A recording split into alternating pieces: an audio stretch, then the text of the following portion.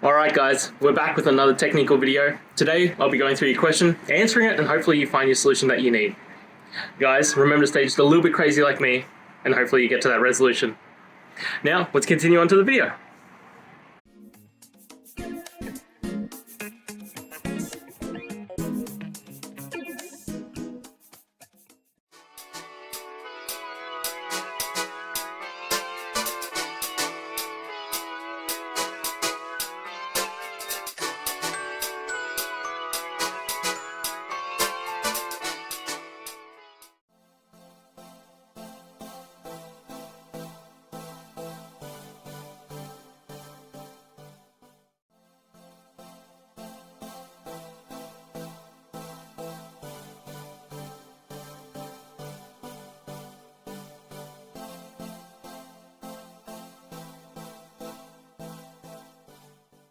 And that's it guys. I hope this video helped find that resolution you're looking for and you found the answer.